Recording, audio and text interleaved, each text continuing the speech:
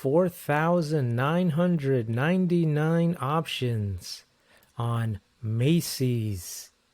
What do these unusual options mean that were placed at 10:31 a.m. today, May 15? It is now 12:11 p.m.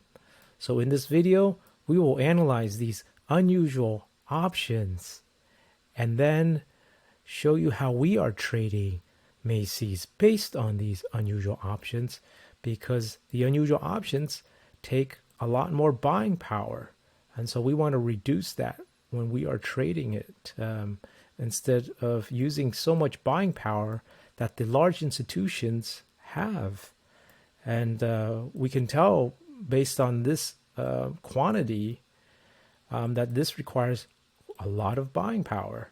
If we look at the 12.5 strike puts here, essentially they're trying to sell this and say that they're willing to buy Macy's 100 shares of them at 12.5 price, the strike price.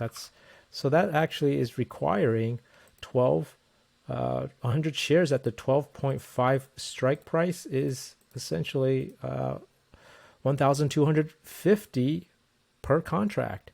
And since they did 4,999, this trade required at least $6.2 million.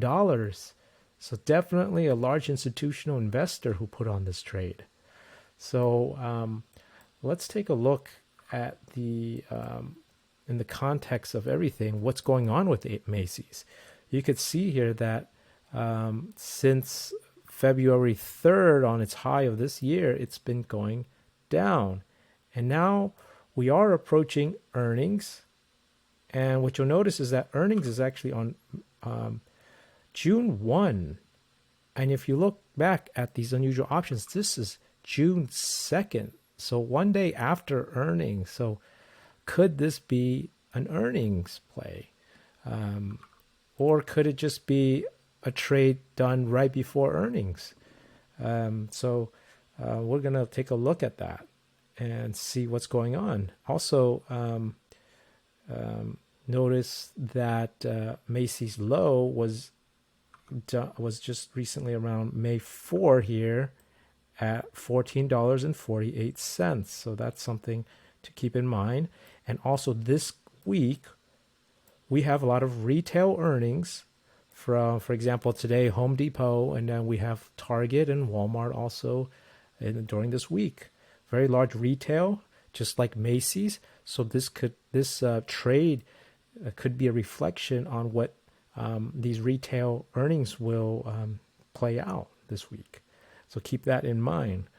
Okay, so let's take a look at those unusual options.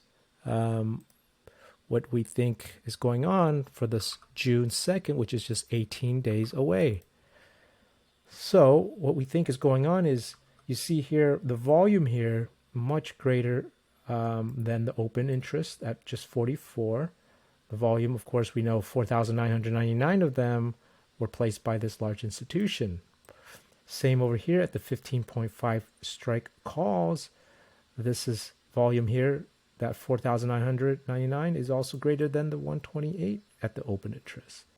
So what we think is going on here is that they're selling the 12.5 strike puts and then using some of that credit to pay some of that 15.5 strike calls, and they're buying that.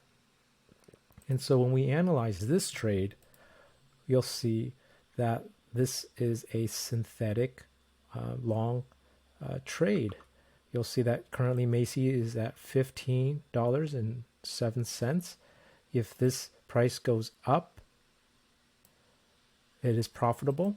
That's why this is the x-axis here is the price as it goes up here.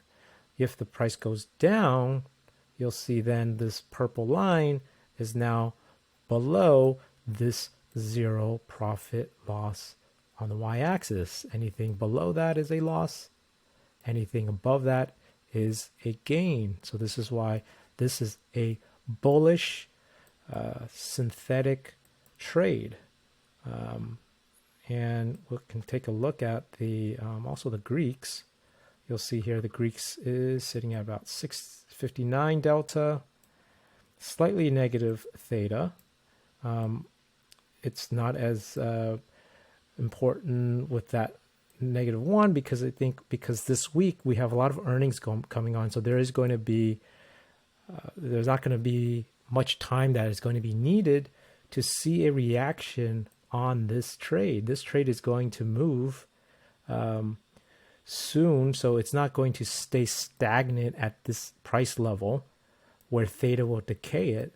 For example, if it drops, theta will actually be positive. You'll see here. If Macy drops down to this level, 13, which is being shown here at this 10% level here. And you'll see here the theta now is positive here. So if it does start to rally, the theta does go negative, and they may take profits by that time. We don't know that. One thing to keep in mind is that currently the Vega is positive, and that's actually good for this trade because as we approach earnings, we know volatility will increase for Macy's, and this is why this trade is favorable for earnings. And keep in mind that also, again, as I mentioned before, this is going to require a lot of buying power. To sell that naked put here, it's going to take $1,250 to sell that. So instead of doing that, we did a different trade. And so this is our trade. So we don't have to use so much buying power. What we did instead was that instead of selling the 12.5, we decided to buy it. See our position here. And then once we bought this, we then sold the 14 strike puts. What that does is that it minimizes our buying power required. Because this strike price difference is about 1.5, that means the buying power required is just $150. That's all. So we reduce that buying power from $1,250 to just $150 by selling a bull put spread. And then we took some of that credit, that 33 credit, and we went out and we bought the 17.5 calls you'll see here. And so then we are left still with a net credit of 10.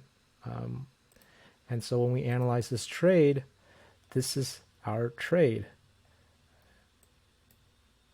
It is actually, if Macy goes down and stays within this range of above $14, still, if it still goes down to $14 by expiration, we will still get to be keeping this $10 credit. Okay, so our break even is actually lower down to here, right about, you'll see here, 13.9.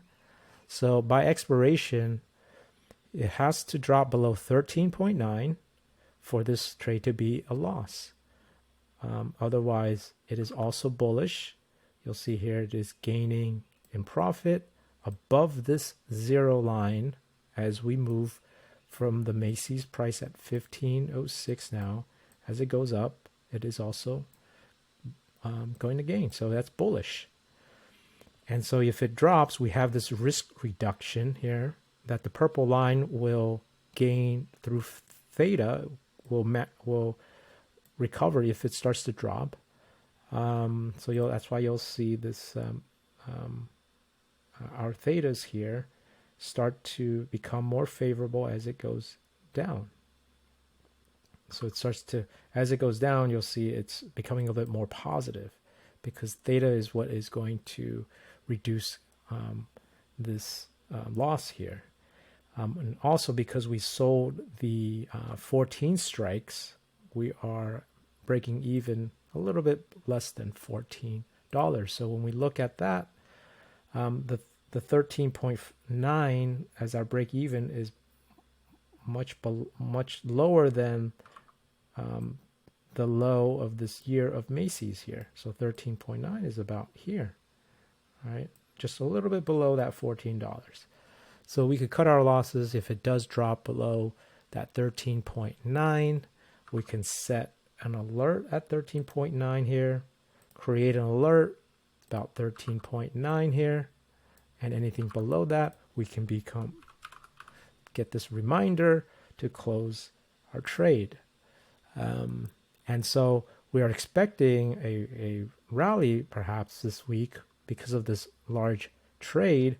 And so if it does start to play out with a rally, we can start taking some profits as we approach earnings. And then maybe before earnings, we could change our trade to reposition ourselves, because we may not want to continue to keep this type of trade, and maybe we want to leverage the Greeks in a different manner based on what they are at that time on the day before earnings. So keep that in mind. So you'll want to make sure if you are subscribed, you have the bell icon clicked to notify you if we see anything else unusual or we make any other changes to our trade based on unusual options activity. Okay, so if enjoyed this video, found it valuable, please smash that like button and comment below on what you think is going to happen to Macy's before earnings comes about or after earnings. What are your thoughts on Macy's? Has it bottomed? Because this could be also a bottom, and these large institutional investors who put on this very large trade today, this is also a signal that perhaps Macy has bottomed. But again, earnings is coming up, so there are always going to be surprises for earnings. So that's something to take into account. But what it looks like is that before earnings, it looks like it has bottomed, that this is the bottom before earnings. After earnings, it's uncertain, but we have a pretty good indication now that we see these 4,999 options being done today on Macy's. So yeah, if you haven't subscribed, please do so, and you will find out more on how to trade unusual options as you follow more of our videos that we put and share with everyone.